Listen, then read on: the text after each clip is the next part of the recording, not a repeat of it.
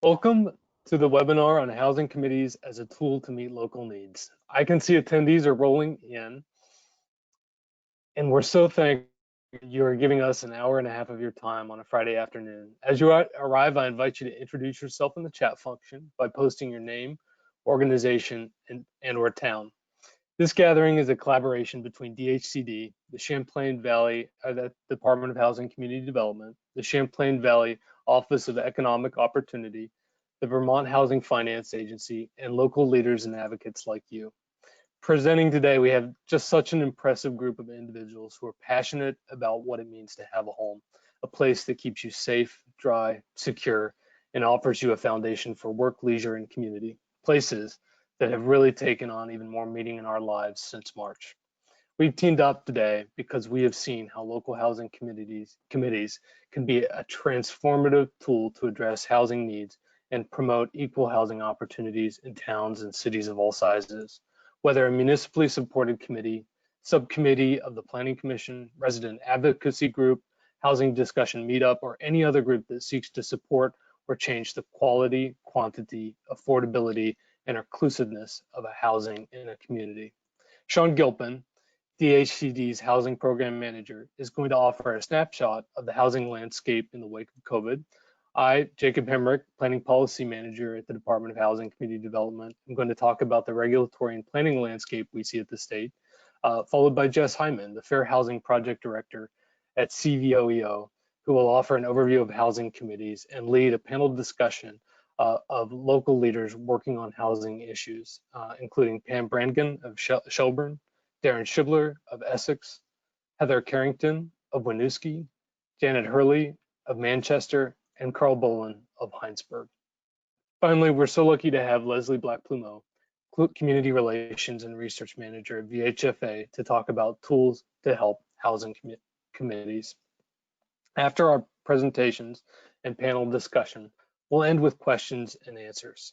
I also need to thank Jenny Lavoie of DHCD, who is our webinar guru working behind the scenes. Please let us know if you're having any difficulties in the chat functions. Participants will remain muted throughout the session, and we ask that you use the question function instead of raising your hand, which you should see in a drop-down toolbar on your right. Once again, if you signed in a little late, we invite you to post your name and organization or town in the chat so everyone has a better sense of who's sharing this digital space together. With that, I'm going to hand the presentation over to Sean Gilpin, DHCD's Housing Program Manager. Thank you. All right, thank you everyone, and thank you Jacob for that introduction. Again, Sean Gilpin with the Housing Division of the Department of Housing and Community Development. And just want to give a little context and sort of table setting, if you will, and recognize at risk that I might very well be preaching to the choir about the importance of housing and why we're all here talking about housing and the interest in housing committees in our local context. And I think probably everybody on the call recognizes that housing is really a platform for pretty much every aspect of one's life. I think we all recognize that there's obvious health benefits to having healthy housing. It dictates what neighborhoods people are interacting in, the neighbors that they're interacting with, access to education and jobs, and even some more of the abstract things like exposure to environmental hazards, exposure to the potential for crime, and just the stability of housing obviously has huge effects on every aspect of our life. And for better or worse, especially in the United States, housing tends to be one of the tools for generational wealth development. It's much more than just your income. Housing is often, especially in home ownership situations, is often the most expensive asset that Americans invest in. It's a platform through which people can leverage equity in order to access higher education, to pass on generational wealth, and numerous other things that have benefits. And housing that's affordable, rental or homeowner, is essential in order to have those benefits actually be realized. And we also know, since this is an important topic, and this conversation is happening in collaboration with CVOEO's Fair Housing Project, that housing discrimination and access to housing for all people is incredibly affected by general availability. You know, fortunately, over the last decades in this country, we've made significant progress away from what used to be historically rather explicit discriminatory policies when it came to housing development and housing access, from things like redlining, whereby certain people of certain colors, origins, or races were not allowed or not given financing to purchase or develop housing in certain areas.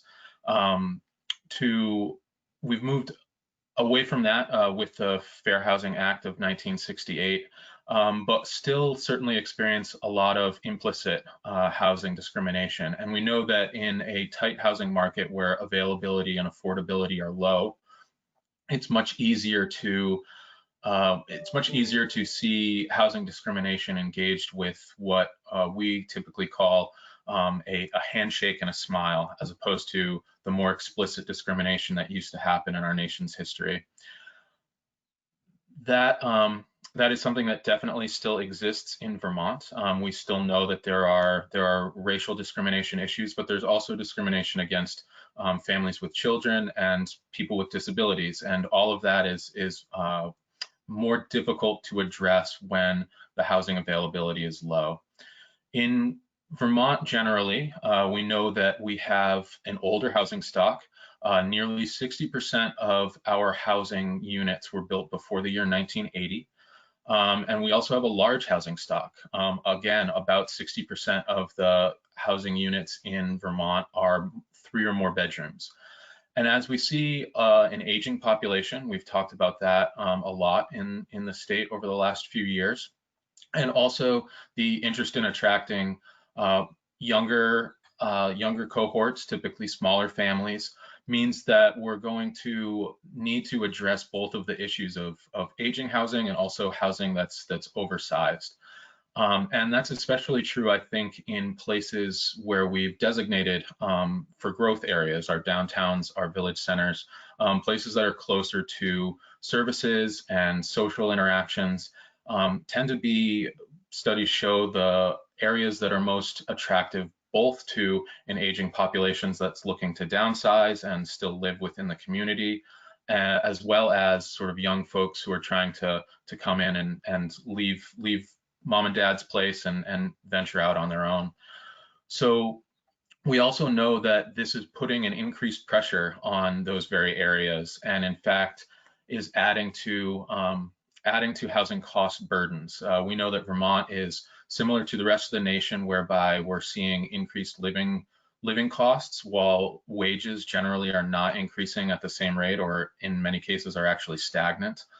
Over the last couple of years. In fact, a recent report came out from the National Low Income Housing Coalition that indicated that for an individual, or a household, I should say, in Vermont to be able to afford a modest 2-bedroom apartment, they need to be making $23.36 per hour on a statewide level.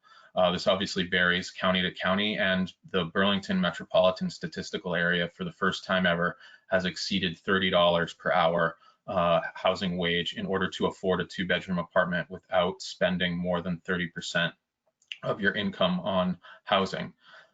Because of that, we know that 50% of the renters in Vermont are considered housing cost burden, spending more than 30% of that amount on their housing. And of that 25%, fully half of those housing cost burdened households are actually spending 50% or more of their income.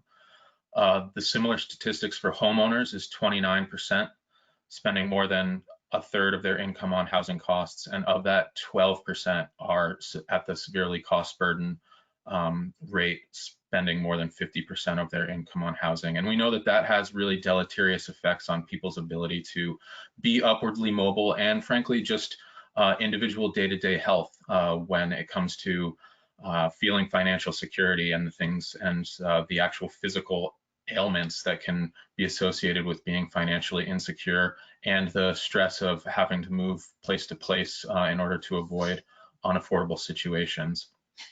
All of this was known before the pandemic came to our shores, and we were well aware of these issues, but a lot of things have really been revealed by COVID-19, not least of which all of these underlying problems.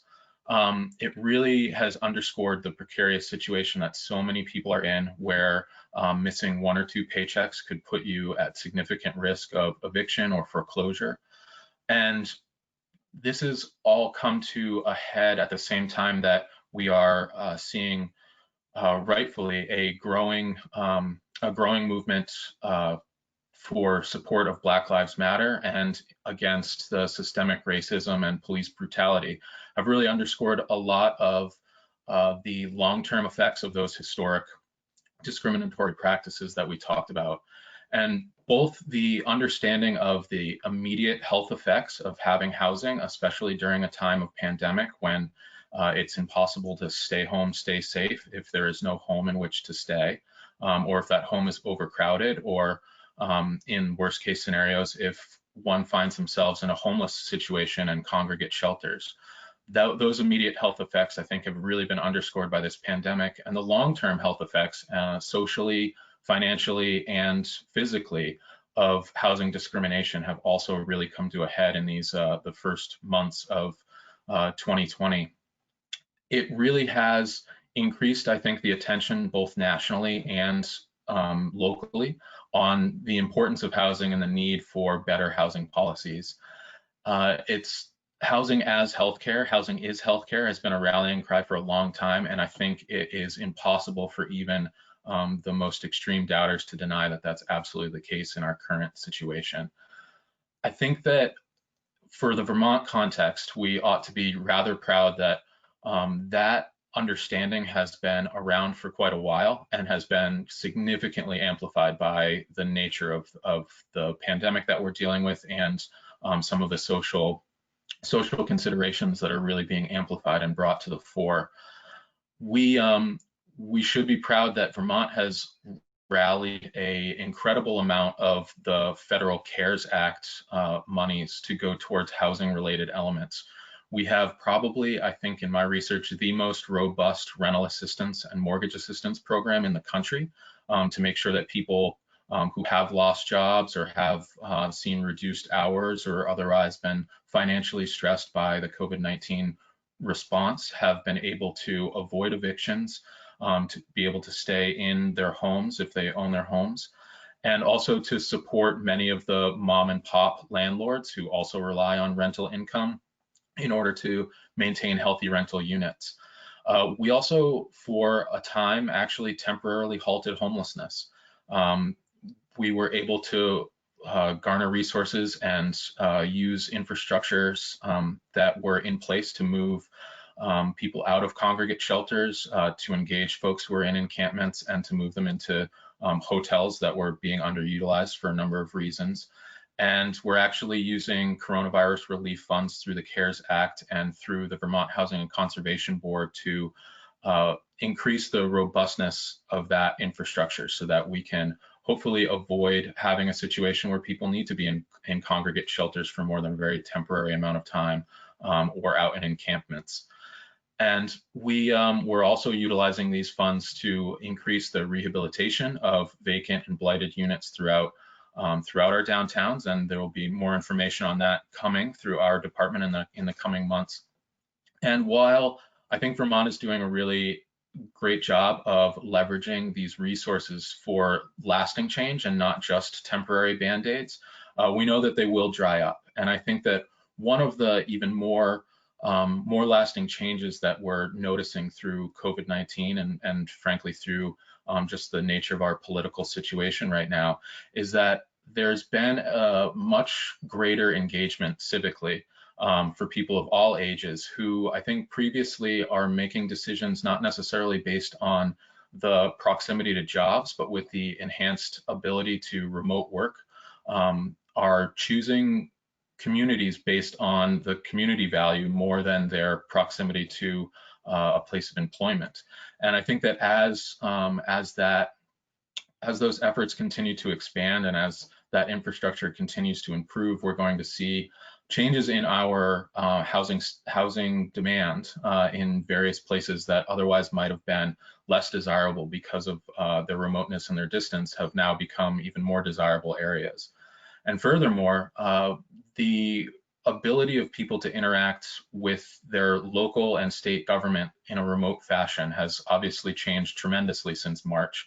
Everything from Montpelier down to local development review boards and select board meetings. Folks who otherwise wouldn't have been able to take the time to actually travel to a physical location have been able to join a GoToMeeting webinar or a Zoom meeting or things like that and actually engage on a political level that I don't think was as easily available prior to the reaction to this pandemic. So with that, and I think that that is going to be one of the lasting issues that we see after we come back to a new normal after this situation subsides. And so I think with that, it's really the most pertinent time right now to be talking about how best to create plans and engage with our citizens and our localities at a time when there's going to be even more opportunities for engagement. So with that, I will turn it back to Jacob for our next presenter. Sean, thank you. That was really an excellent overview. And I just would remind participants that if they have questions, you're welcome to type those into the question section. And if you have a question for a particular person, just make sure that you indicate who you would like to answer your question. So again, I'm Jake Hemrick. I'm a community planning and policy manager in the Department of Housing and Community Development, working with Sean. I work in the Small Community Planning and Revitalization Division, and we administer tools, training, grants, and incentives really to support thriving and walkable communities, and that's where we focus. And today, I'd like to tell you a little bit about the state's designation program we administer. It includes 3 core designations, a downtown, village center, and new town center, and 2 add-on designations, a growth center designation and a neighborhood development area designation. And so those add-on designations, if you picture the egg white surrounding an egg yolk, that's kind of what we're talking about in the landscape. Now, all these designations really weren't created as a complete program, but they were established by the legislature over time to meet specific needs and unique purposes. And the newest of the designations is the Neighborhood Development Area designation, and that was established in statute in 2013. And of all of them, it's the most focused on easing regulatory barriers that make housing harder and more expensive to build in high amenity traditional neighborhoods, the kinds of places where there are jobs and libraries, stores, school, transit, sidewalks, water, wastewater infrastructure, where all those things are available. In other words, the most convenient and affordable places to live, and consequently also the places where we can provide public services most efficiently, from water to wastewater to student busing to garbage pickup. So overall, the Neighborhood Development Area designation makes it easier to develop housing by recognizing communities that are planning and regulating for inclusive housing development, and by extending benefits such as reduced fees, capital gains tax incentives, and exemptions from Act 250 for mixed income housing. And I'm not going to go through all the requirements and benefits, which you can learn more about by going to our NDA webpage on accd.vermont.gov. But the piece of the process I want to talk about today is the Nda Regulatory review we do when we sit down with interested communities that are thinking about designating an area of their community as a neighborhood development area. And basically what we do is we evaluate provisions in local bylaws and plans to see if they welcome connected neighborhoods and diverse housing opportunities. And that might be include provisions like minimizing setbacks, allowing at least 4 dwelling units per acre, and providing complete streets that expand transportation choice. And although we've received interest from 30 communities in Vermont, only 9 communities have been able to be designated by the Downtown Board as NDAs, and 2 of those were project designations that sunsetted after the construction of the project was complete. And so what we've learned staffing the program and reviewing local bylaws to verify if they welcome homes in connected neighborhoods is that really too many of our local bylaws don't welcome homes in smart places. And they really make Vermont's historic settlement as a pattern, an illegal pattern of development, and reflect mid-century auto-oriented, low-density suburban preferences from the 60s and 70s when bylaws were first adopted widely in Vermont. They include features that work against housing choice, transportation choice, and affordability in places with development enabling infrastructure like water and sewer. They restrict density. They can require large lot sizes and large setbacks. Often there's many discretionary review processes for multifamily that makes it more easily to appeal those projects to court. Some bylaws in Vermont create single family only districts, mandate excessive parking, and more. So these are some of the examples, legacy provisions we're seeing from mid-century codes that continue on in our local bylaws today. And then when we look statewide at the state of planning and land use, about 80% of municipalities in Vermont plan and regulate land use through zoning bylaws. And although our regional plans and municipal plans are required to address housing needs, the actual implementation of those plans and local regulations can reveal some gaps. And so at DHCD, we realized we have to find ways to make it easier for communities to reform their zoning if we're going to have the NDA be an effective platform to address housing needs, which we really think it can be a really effective platform to expand housing choice and opportunity. So we partnered with funding from the Vermont Housing Conservation Board and the Vermont Realtors Association and AARP Vermont with the Congress for New Urbanism, and we worked to develop a new guide, and I'm gonna hold this up if I can get my camera right, called Enabling Better Places, a zoning guide for Vermont neighborhoods. And this guide is all about making the biggest little change, a small change that can have the biggest impact in your community. And you're gonna see it featured in the toolkit that Leslie will explain after me.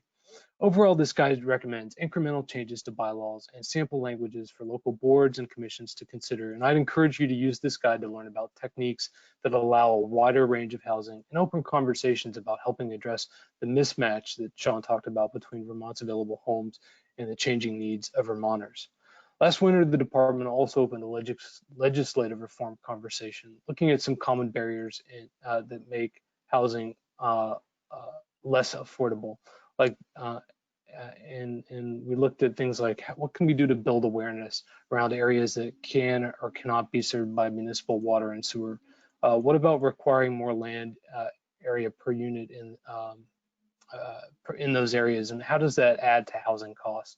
Or what does it mean when we only allow multifamily in very limited areas of municipalities, and what are the impacts does that have on creating socioeconomically diverse places? So those are some things we began to talk about. And this conversation led to the unanimous passage of a bill S-237 by Vermont Senate and mirrors important reforms where housing is becoming increasingly out of reach, even for full-time workers. And it's now going to be going to the House in the coming session that'll be starting next week. What we've learned, and what I know being in a local planning office, is that local advocates can just have a tremendous difference. Municipal leaders, and that doesn't mean that you have to be a municipal official, you can just be an active and engaged citizen, can help make regulatory change to welcome homes and expand opportunity a priority by taking a hard look at what's limiting housing starts in convenient, desirable, and affordable places to live in. And so that's where I think learning more about housing committees is such a valuable thing, and I hope you'll use some of the tools that we offer here in DHCD, the neighborhood development area and the new Enabling Better Places, our zoning guide, to help lead some of those efforts. So I'm going to hand this off to Jess Hyman. Right. Thank you, Jake. So I'm Jess Hyman from the Fair Housing Project of CVOEO, the Champlain Valley Office of Economic Opportunity, and we work to end housing discrimination here in Vermont. And together with a network of partners, including the folks at Vermont Legal Aid and the Human Rights Commission and many others, we do education and outreach related to fair housing rights and responsibilities. And we also coordinate the Thriving Communities Initiative, which is a statewide partnership that seeks to raise awareness about inclusive, affordable housing. So, housing committees. very exciting topic. As you heard from Sean and Jake, there's an incredible role that for people to play at a local level in helping meet local housing needs. And this housing committees are a great community-based approach and also an opportunity for residents to have a voice in their housing policy. And especially now, housing committees can help promote housing equity and opportunity for all Vermonters, especially those who may face discrimination based on their color, religion, disability, sexual orientation, age, or any of the other groups protected under state and federal fair housing law. So housing committees can play a really important role in influencing local planning and policy and benefit communities of any size, big or small, as evidenced by the many communities with housing committees all over the state. We did a survey a year or so ago and found that there are about 20 established housing committees already in existence. And at that point, there were another 6 or 7 in development. And we also heard that there were more than 30 towns and cities who were interested in forming housing committees. So there's a lot of work already happening and a lot more to do. And these committees have had a lot of successes, and we'll hear from some housing committee members in just a few moments. So what can a housing committee look like? So these committees can really range from formal municipal committees to informal resident discussion groups and really everything in between. So for example, both Norwich and Shelburne have subcommittees of the planning commissions. South Burlington has an affordable housing committee that advises the city council. Windsor has an advisory committee, and Manchester has an ad hoc group that shifts and changes depending on the needs of the town. And so that's a really important thing to remember, that a housing committee can change, that it may be formed for a specific purpose, and as those needs are met, questions are answered, it can shift its structure over time. And housing committees, or specifically housing commissions, are actually included in our Vermont state statutes. If you really want to know which one, it's 924 VSA 4433 under advisory commissions and committees, if you'd like to look that up. And so these state statutes outline the powers and duties of housing commissions, and those would be formal commissions with responsibilities as outlined by legislative bodies. And there's a whole slew of things that housing committees can do. And these can be from formally commissioned committees or ad hoc groups. So for example, a housing committee can compile a housing needs assessment and identify gaps in availability and affordability. They can review the housing section of the town plan or zoning ordinances, building codes. They can look at the DRB process. They can propose zoning and development regulation changes with an eye towards increased affordable housing. So things like inclusionary zoning, accessory dwelling zoning, looking at Airbnbs and other short-term rentals. We're looking at accessibility opportunities for rehabbing older units. Housing committees can establish trust funds. Members can follow local developments and provide memos or testimony for local processes. They can also collaborate with nonprofit and for-profit developers or builders with the goal of meeting local housing needs. They can also do local assessments of fair housing and look for any structural inequities or systemic racism. And also, housing committees can play a really important role in building community understanding of what constitutes affordability and what contributes to that affordability.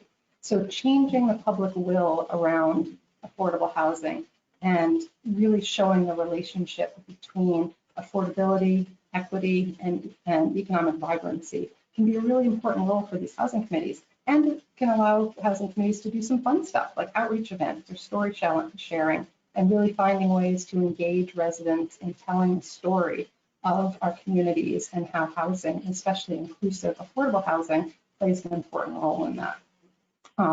So lessons, a little later, we'll talk about tools to help get housing committees started and data resources to support housing committees. But now we want to hear from the folks who are really doing the work. So we have representatives from 5 different housing committees here today. So first we'll hear from from Pam Brannigan from Shelburne, and Darren Shibler from Essex. And they will tell us, so please tell us what led to the formation of your committee, and be sure to include what year your committee was formed and whether it's a formal town committee or an ad hoc group. So Pam and Darren, why don't you pop onto the screen, and Pam, we'll start with you. Thank you.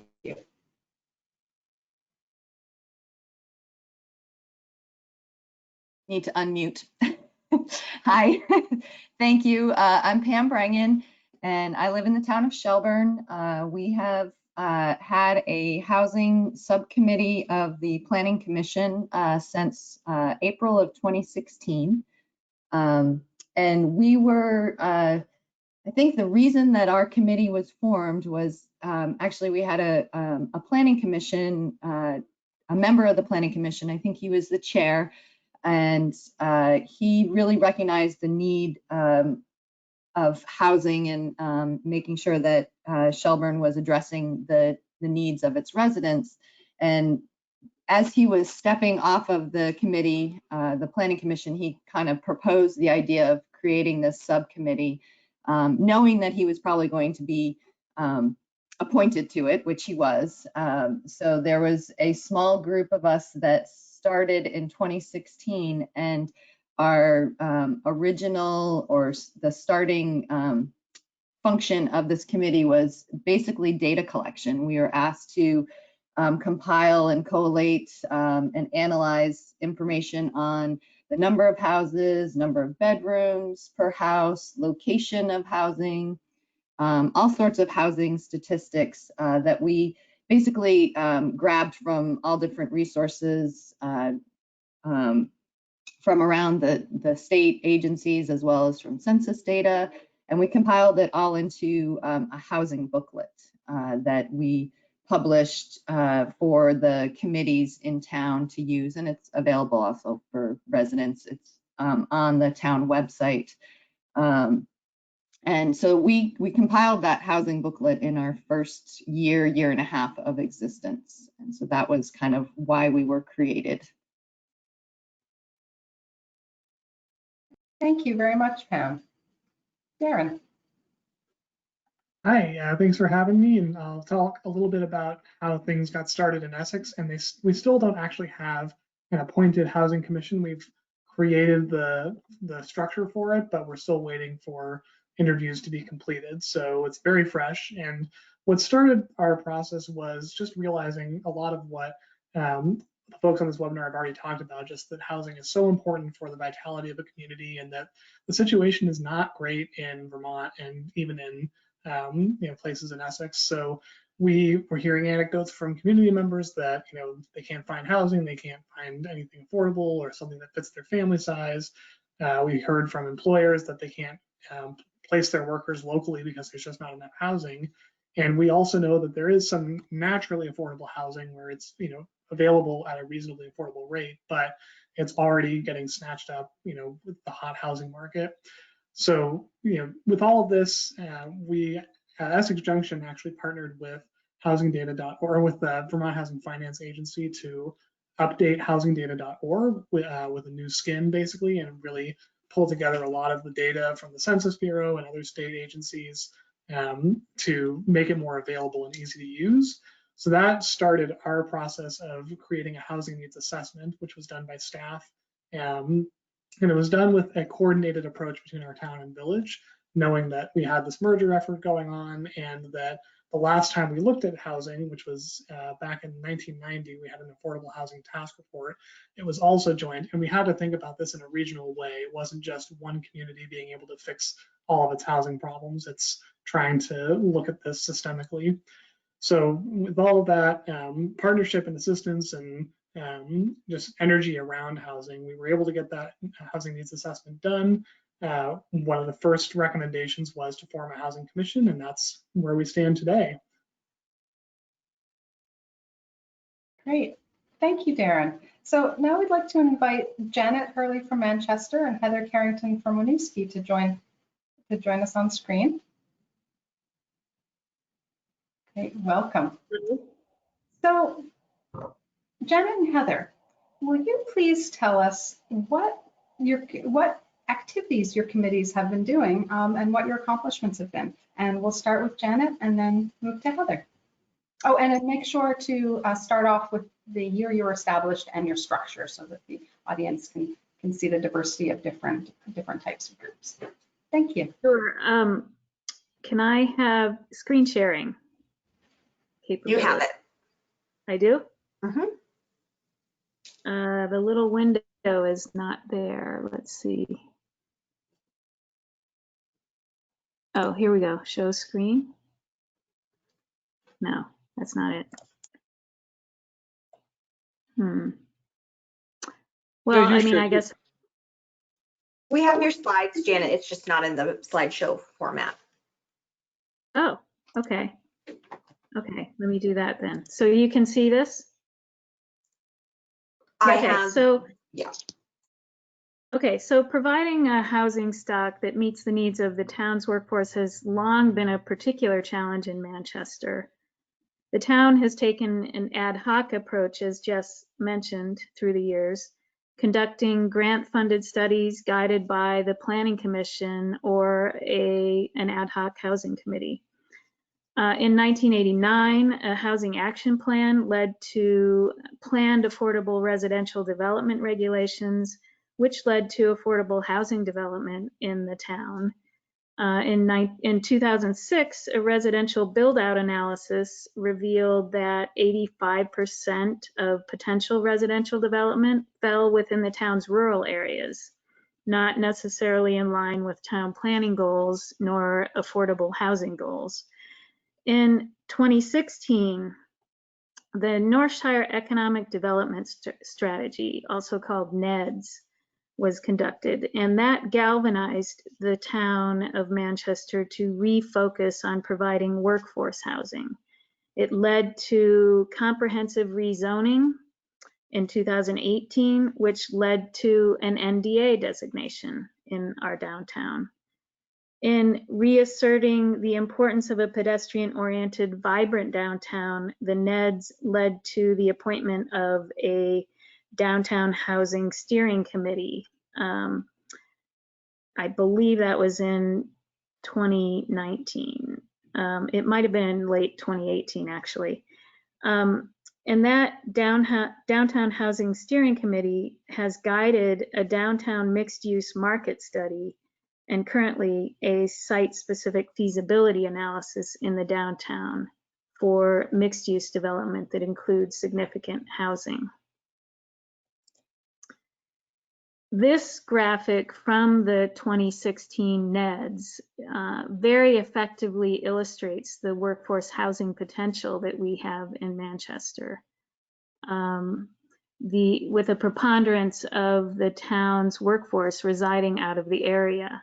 And basically, the town's goal has been in the last few years now to increase the green. So to provide more workforce housing that would allow a significant portion of this workforce that isn't living in the area to move to Manchester. And this last effort that we've been conducting under the guidance of the Downtown Housing Steering Committee, it has been this two-phase downtown mixed-use study. And last year, we conducted, with Doug Kennedy's help, a market analysis for housing mixed with other uses in the downtown. And that led to the second phase, in which we have contracted with White and Burke to identify two sites within our downtown. One happens to be right here, and another this vacant space in front of our New Hampton Inn in the downtown.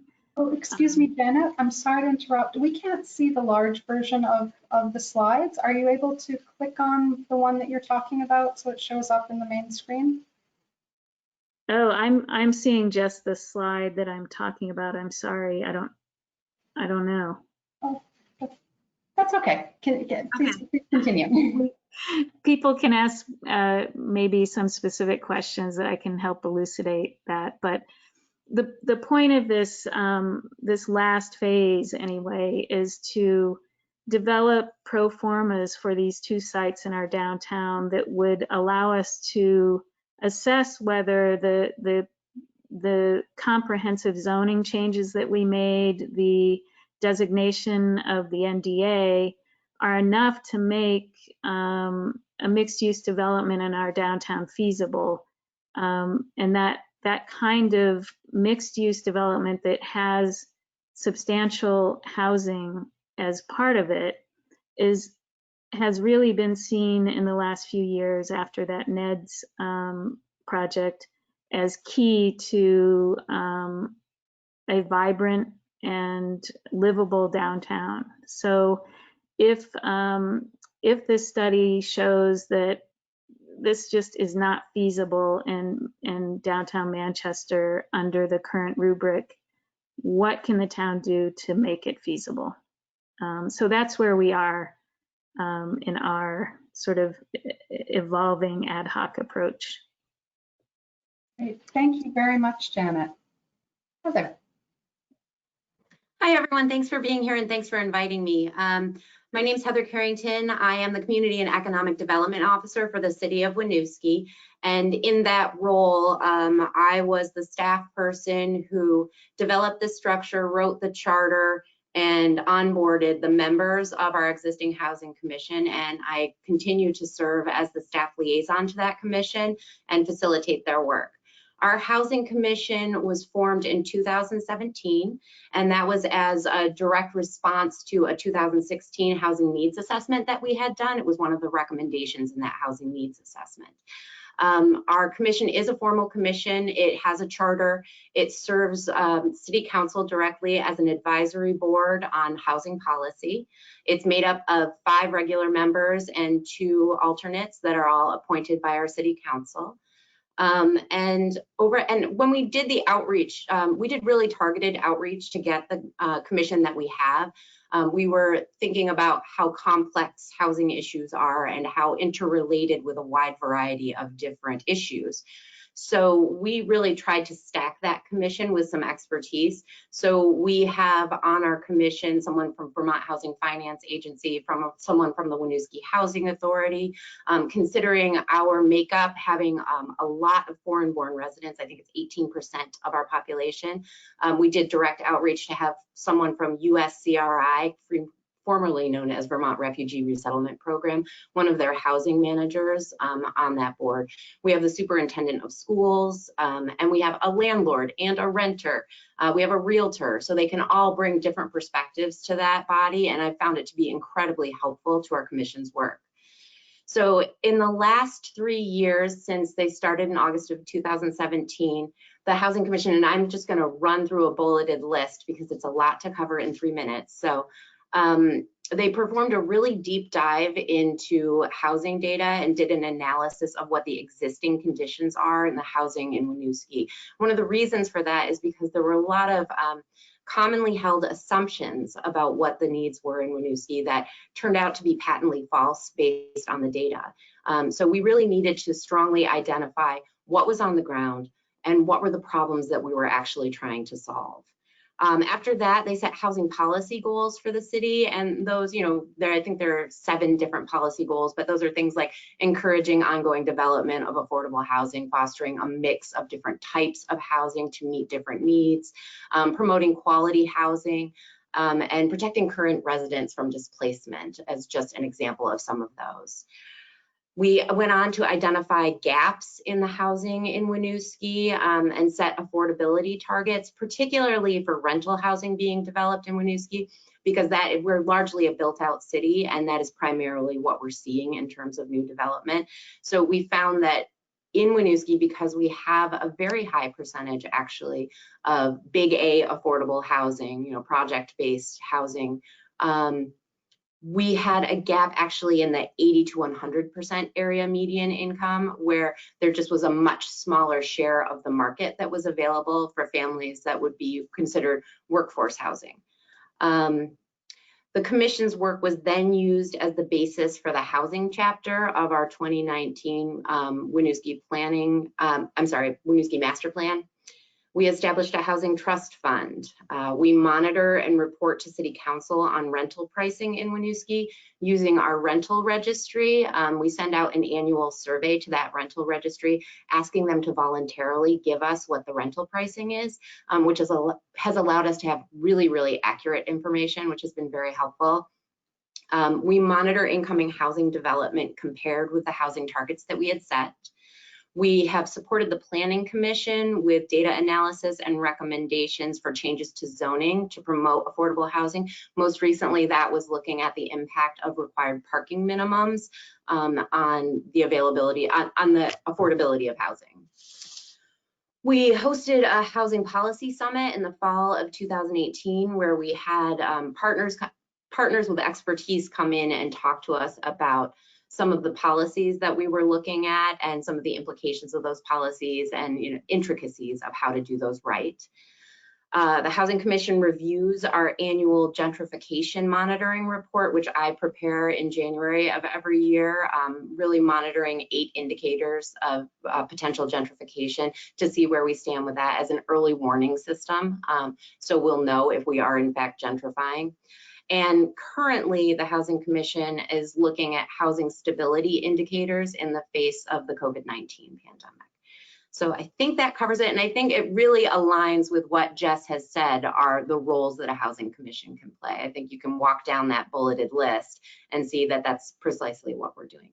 So thanks for letting me tell you about us. Great. Thank you very much, Heather.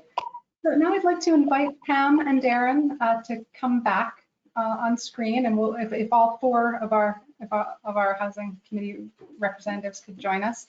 And it's been great to hear about the different structures and compositions of your committees and commissions and groups, and all these great examples of activities that other towns can incorporate into their work. So thank you so much for sharing.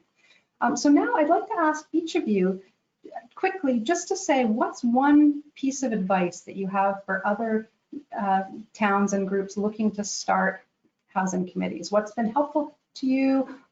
What's been an effective strategy? What have been some good resources? What are your lessons learned? So if you could each share one learning with the group, and we'll go in the same order. So we'll start with Pam, and then Darren, and then Janet, and then Heather. Thank you. Hi, Jess. Thank you. So just one lesson learned. That's kind of tough. I guess I'm going to talk a little bit about how our committee, in our most recent project that we've worked on, has been doing some modifications to the zoning for accessory dwelling units in town. And we have learned the benefit of Front Porch Forum to engage our community.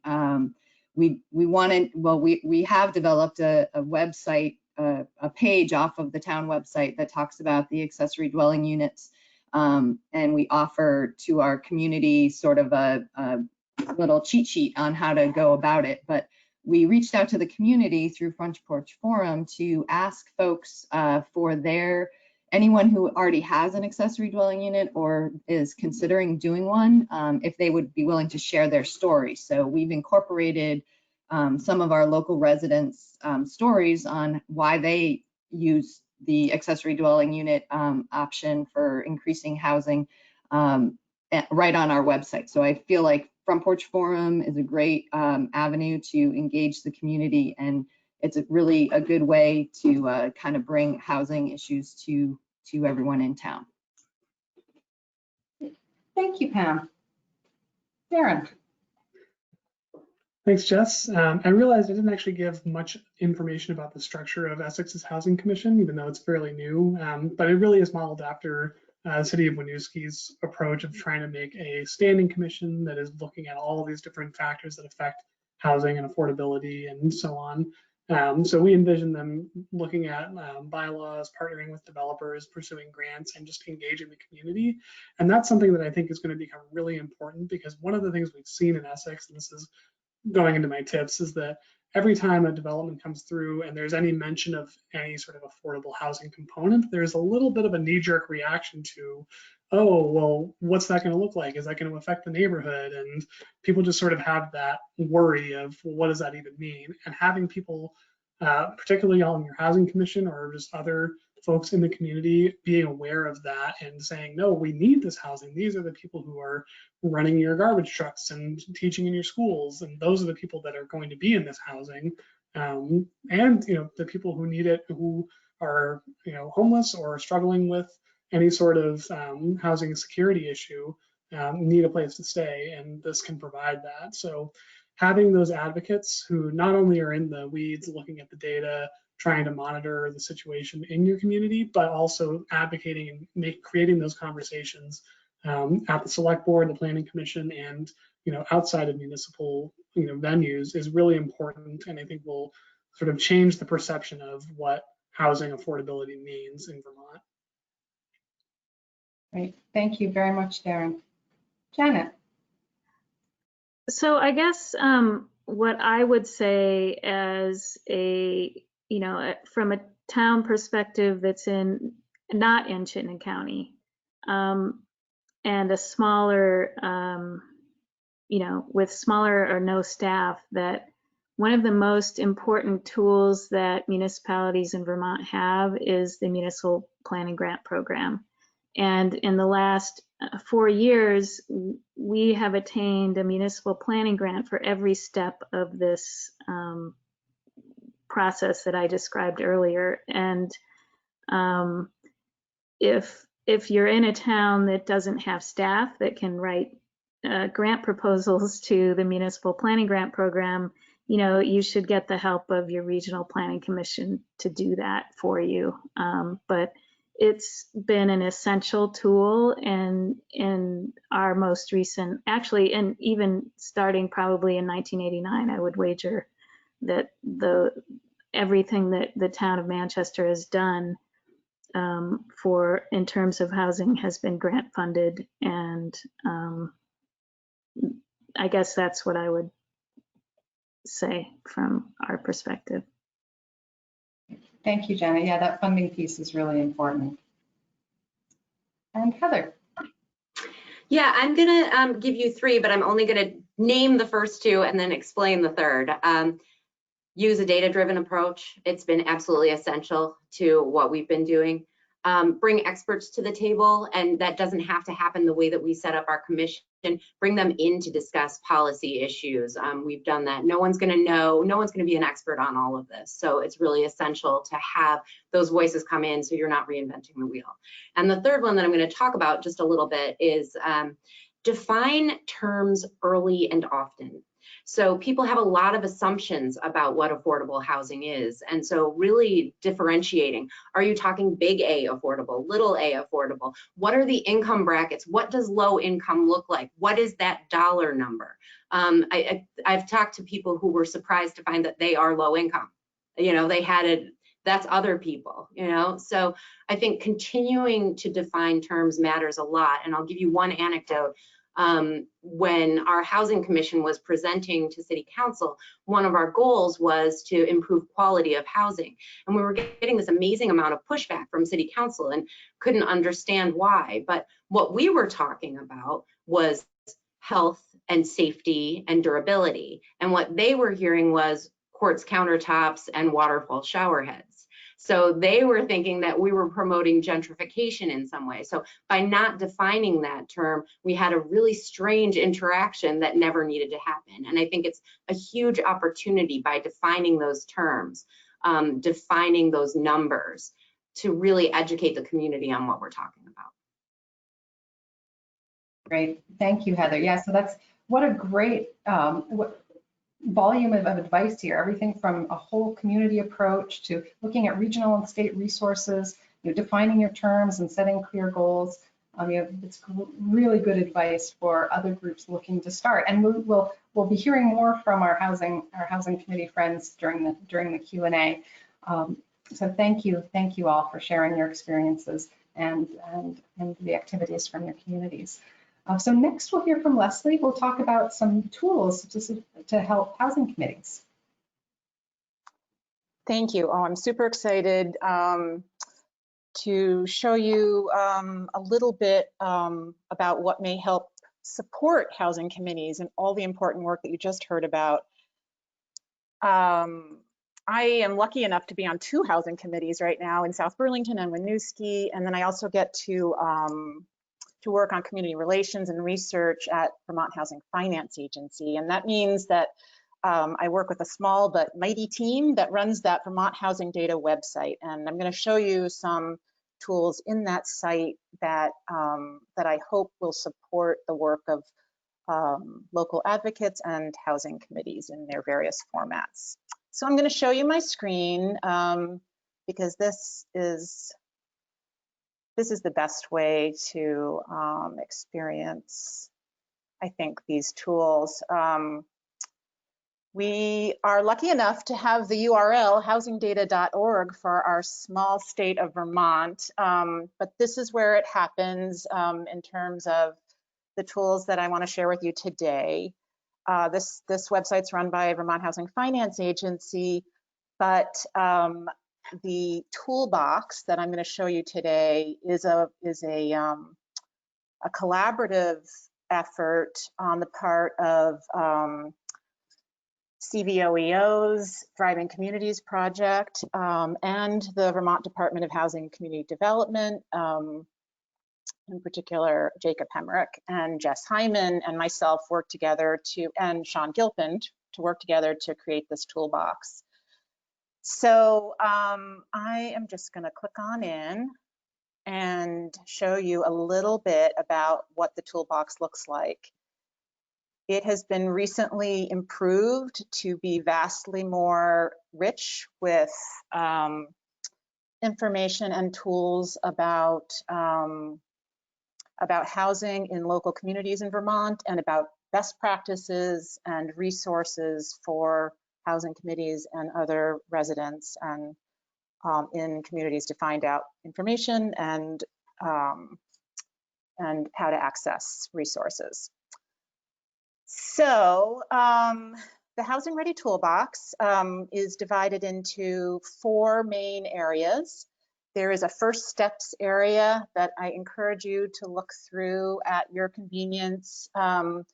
There's information just about getting started in terms of thinking about housing in your community, how to think about somehow assessing your housing needs if they haven't been done recently, and about your municipal plan, and about how to create a housing committee if you don't already have one and you're looking to get started. There are just examples and whatever information that we could find that we thought would be helpful to towns that are just starting out.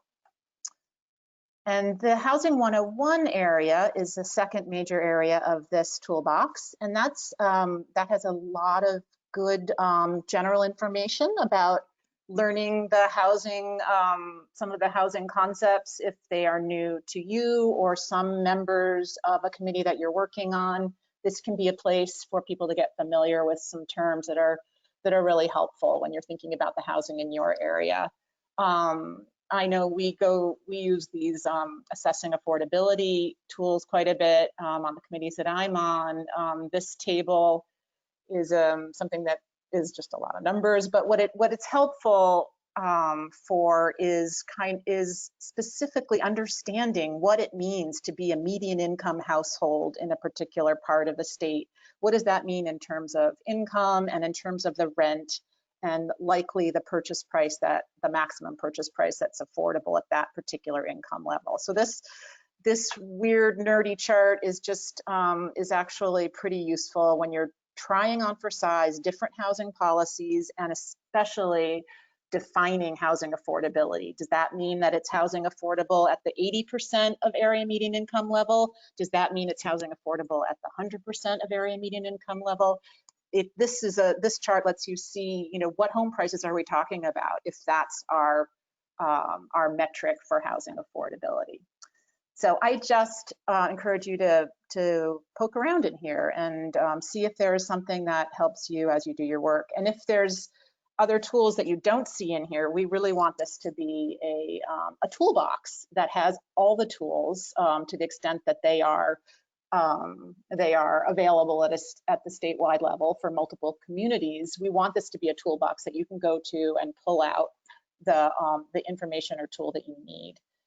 So the third part of this toolbox is about housing committees, and so it gives you some more information about how to get started, summarizes some of the concepts that have already been described here today, about what your committee can look like, how to get started,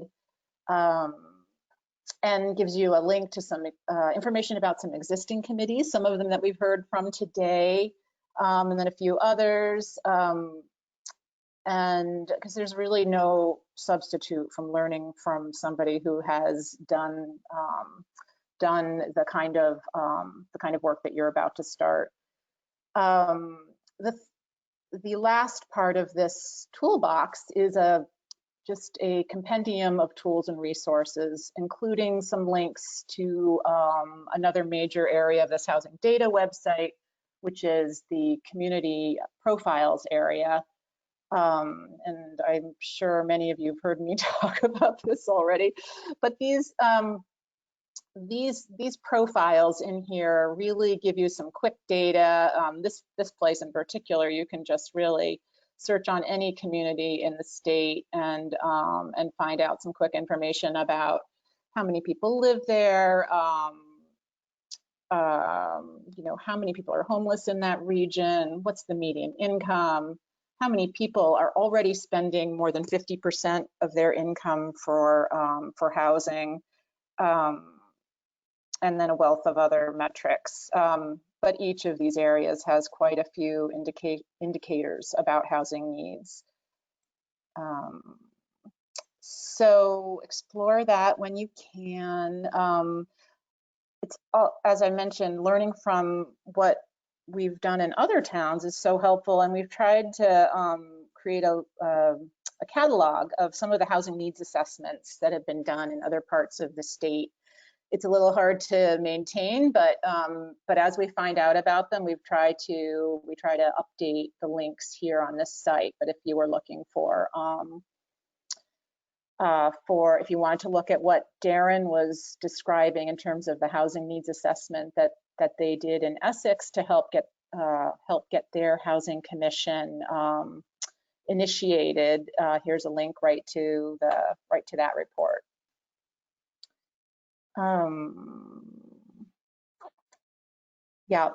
This housing needs assessment guide can be a really great way of helping you identify what kinds of information makes sense to look at in your community. The community profiles is a big compendium of information, but this helps a community narrow the questions, kind of hone in on the questions that are most important for that community, and then guide your data gathering if you decide to go ahead and do a housing needs assessment.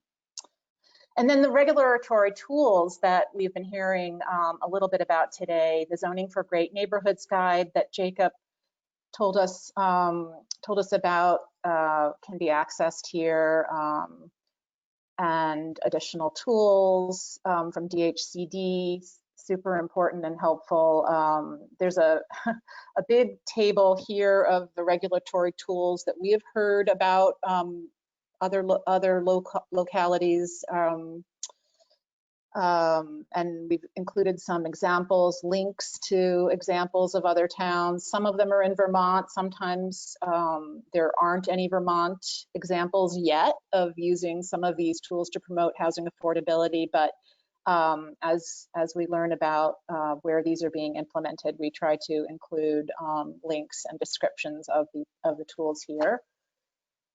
Let's see.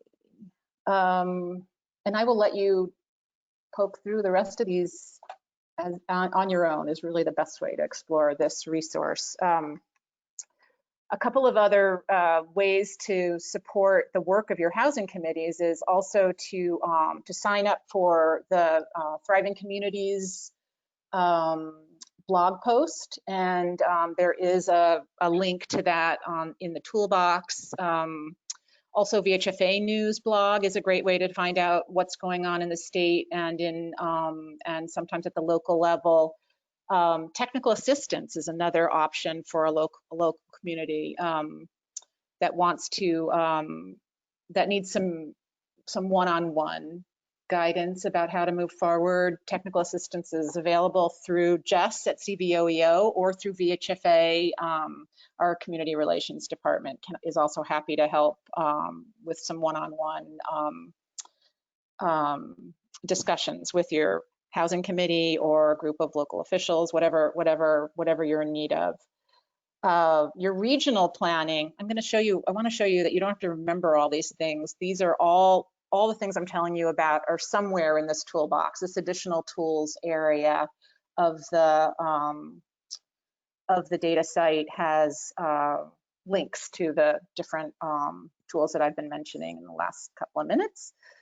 So your regional planning commissions are super, super helpful in terms of finding out what other communities in your region are doing, and they can also be a source of technical assistance for you. So there's a link here to the VAPTA site that lets you know what regional planning commission is in effect in your part of the state, and contacting their housing staff person is a great resource. Another option for actually funding some of your startup, if you are looking to form a housing committee or looking at a specific issue, is to explore the small grants for smart growth option that is run by the Vermont Natural Resources Council. And so there's a link to that here too, as well as the municipal planning grant that we heard about earlier today. So, so those are a few tools that I hope you find useful. I'm happy to answer questions at any point about this. Well, thank you so much, Leslie. The work of VHFA and making data accessible and easy to find and use has been so helpful for so many communities. And I think one thing that Heather said that really stood out to me is to ground the conversation in data and definitions, and the tools that you and your team and colleagues have created help make those conversations so much easier. And I think you mentioned the blog, and I know we at Dhcd really enjoy seeing the blog posts from Watson. And I need to give a shout out to Faith Inglesroad, who's on the call, who is the project manager for Zoning for Great Neighborhoods. I know we had a few miscommunications about using the chat function on there. It appears that the chat function is something for us and not for general attendees, but I noticed many of you did introduce yourself in the question section. And if you have questions, feel free to jump in there and put them in. If I could ask the panelists to come back on the screen, we can go through a few questions that have been posted. And one of the questions is not directed to anybody in particular, but it's about energy efficiency in affordable housing, and to what extent is affordable housing considering net zero and renewables in their planning? Is that a big factor? And it seems like there's a kind of a natural tension there where you're having more upfront capital costs with some energy efficiencies, but lower operational costs over the life of the housing. Have any of you been digging into that area? In Manchester, we haven't dug into that, but when we did our comprehensive rezoning, we allowed for unlimited residential density for net zero development, and defining net zero as producing this on an annual basis, producing the same amount of energy that is used on the site. So nobody has made use of that yet. It's a brand new provision, but we added that as part of our comprehensive rezoning. In Winooski, oh, I'm sorry. Go ahead, Darren. Okay, I'll say what we do in Winooski right now. We have form-based code in our major gateways in our city, and so as part of that, we have a bonus story that's allowable for people who exceed energy standards. We don't specify net zero, and we've had a lot of people take us up on that one because I think actually our energy standards are a little bit too low. So more to come on that, we'll see. And I would say we haven't in Essex looked at our energy efficiency regulations for a long time. We do have a bonus for density for energy efficient design, but it's way outdated and no one has ever taken advantage of it. I would say the most effective way to sort of pair energy efficiency and affordability is to do the Button Up Vermont campaigns and have an energy committee that's active and working on that, which we do thankfully in Essex, and they kind of have the energy on their own to make a lot of that happen. Efficiency Vermont has some amazingly, like it's too good to be true incentives for weatherization and other sort of smaller bits of, doing new appliances or even maybe doing solar. So I would say, push hard on that and make the case that it's not just about doing something, good for the planet. It's really saving you a lot of money. We just had our house weatherized and found out when we had an audit done that there was no insulation in it, and it had been built in the 50s, so it's been there for half a century, not insulated. There's a lot more houses like that out there, I'm sure. Great.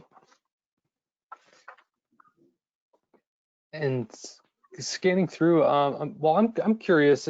All of you are communities that have had or currently have a neighborhood development area designation, and so it seems you're making investments in expanding access through your regulations, and it seems that you're also communities that have a lot of development pressure as well. Do you think a housing committee might look different in a community that doesn't have quite as much development pressure, or where there's as great a need in communities like that?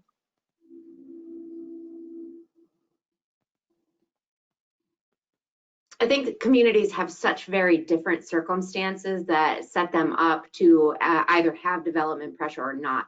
So in the recent convening, well, actually a year ago, CCRPC, Chittenden County Regional Planning Commission, was convening all of the housing commissions in Chittenden County. And it never occurred to me that there were communities in Chittenden County that didn't have municipal sewer. And so that, that be such a completely different set of circumstances that's causing people not to be able to develop in communities. So I do think housing commissions, really need to look at what the local circumstances are and then work to those to ameliorate those issues. So, I don't know that a housing commission can set up a municipal sewage system, but they can certainly advocate.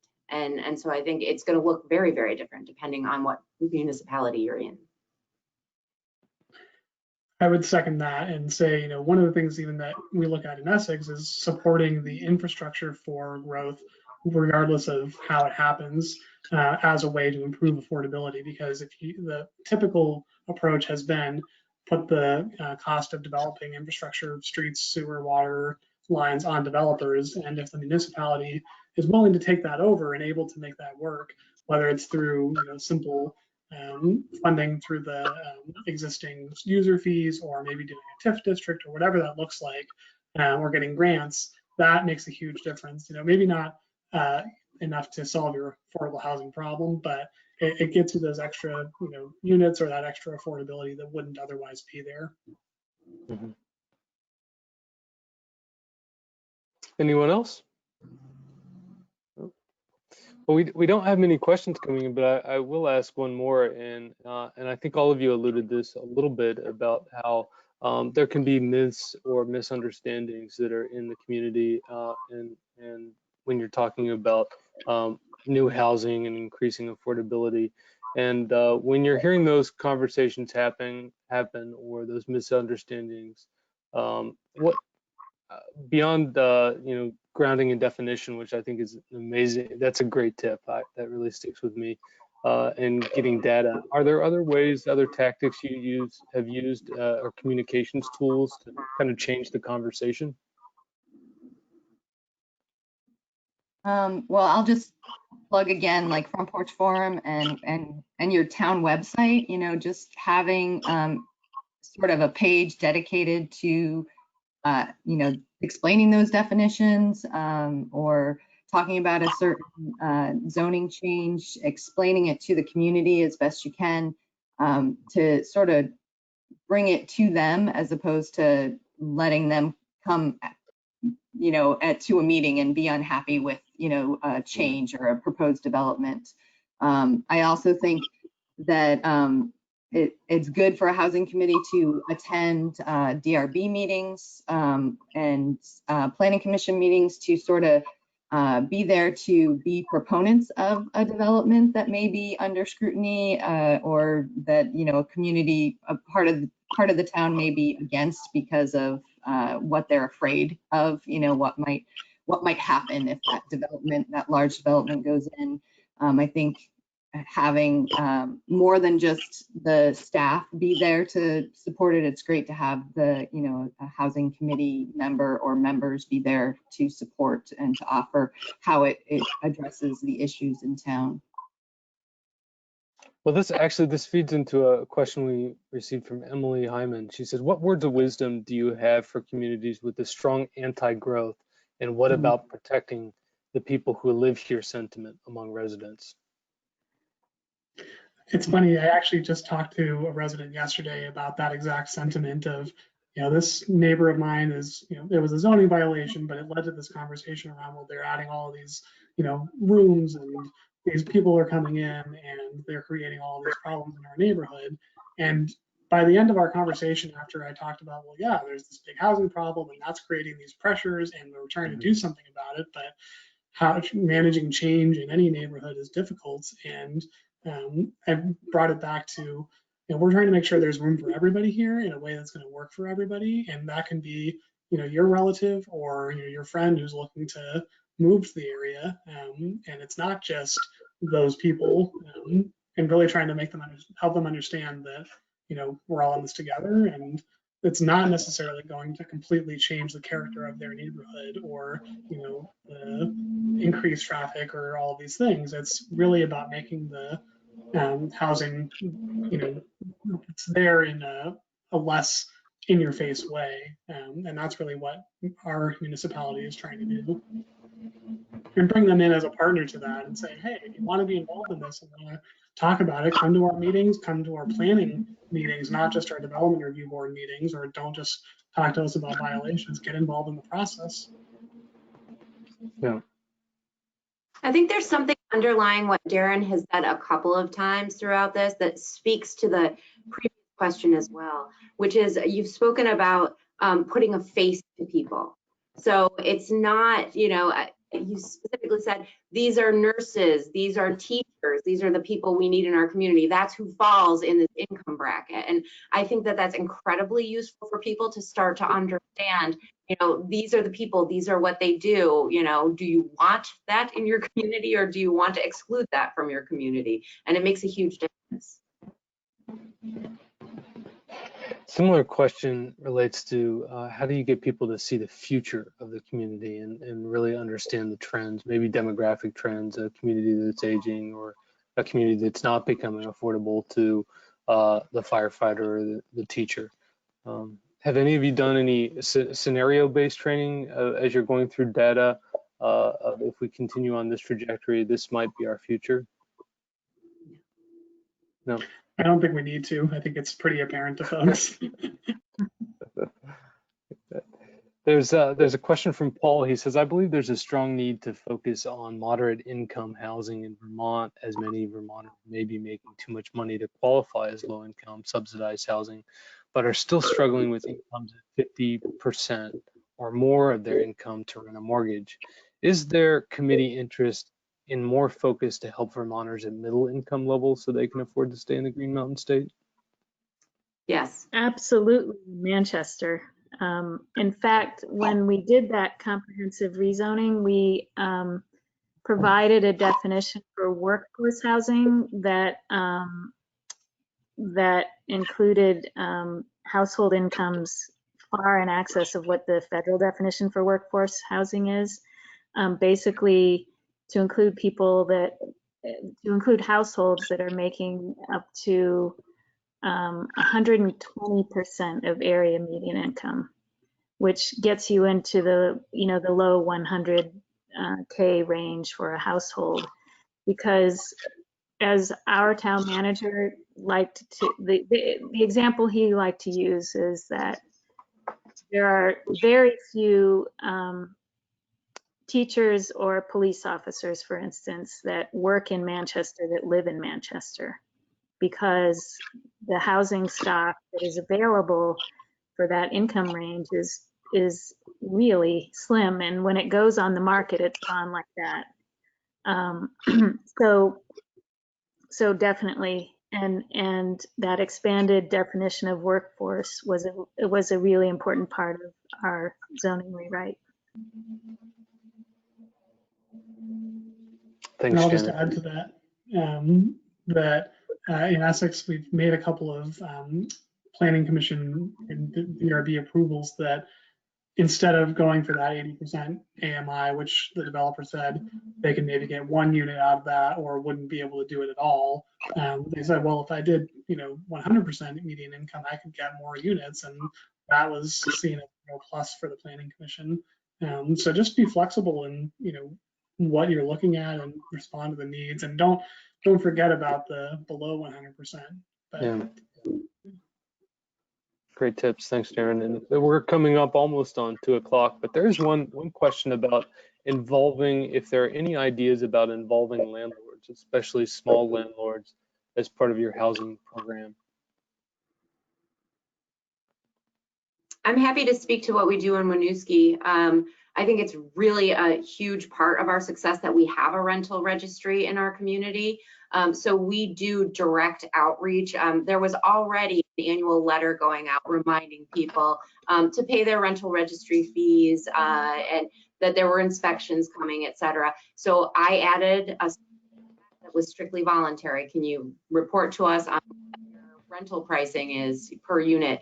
Can you report to us what you would most like to see housing trust funds go to in terms of rehabilitation? And so we as a housing commission have used that information in helping to, number one, provide really reliable data. So while you have US Census data that can have wide margins of error, we have the pricing in our community down to at 95% confidence level, a 1.2% margin of error, which is $10 to $15 one way or the other.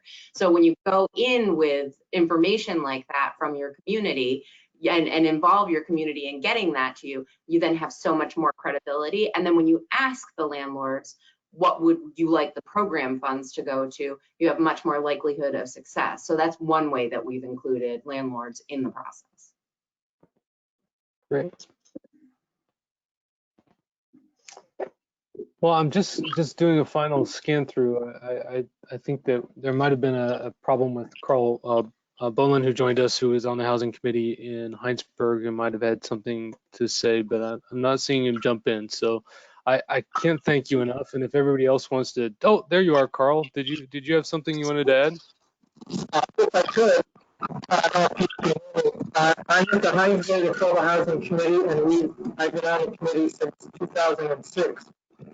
Just a couple of points to pass on. I'm not sure the audience, but Heinsberg was successful in getting inclusionary zoning into its bylaws, and Burlington has inclusionary zoning. It's one way to get some smaller affordable units. The other thing that we're moving towards is connecting affordable housing to water and wastewater stations, which is more effective if there is a limit on availability of water and wastewater, which is Heinsberg's situation. Some towns don't have that. The other thing I want to pass on is right in and met with all the nonprofits, Housing Vermont, the State Housing Authority, Champlain Housing Trust, to figure out where we could fit into their plans and what we needed to sort of pull together, whether it's land and advocacy to get a housing project in our community. And 4 years ago, we were successful with Main Street being funded. Connected to that, and I think alluded to that, you have to deal with the energy situation. So those are just a couple of things. One other point, we brought up energy efficiency. Heinsberg has an energy committee. If your towns have an energy committee, it's a good way to partner on that dilemma of, but also trying to work towards dealing with things. So there's just a couple of comments I thought I just sort of pass on. And thanks for having us. Thank you, Carl. You're a little garbled, but great feedback on looking at inclusionary zoning, inviting the affordable housing nonprofits to talk with your community, really looking at your water wastewater infrastructure and making sure you have the capacity, and working with an energy committee if I followed all those things right. Well, it is 5 till, and I think we've covered a lot of great ground, and have heard so many really inspiring suggestions and things that you've done at the local level, and learned a lot about what's happening statewide. There is an evaluation form in the chat box that was sent out to everybody. It's the HTTPS forms, and if you would like to evaluate this, please feel free to follow through on that link, and we may send that out as an email follow-up as well. But I can't thank you enough, Janet, Darren, Heather, Pam, Carl, Jess, Leslie, Sean. This was a really fun event, and I hope you have a wonderful weekend. Thank you. Yep. Thank you. Have a nice weekend yourself. Bye-bye.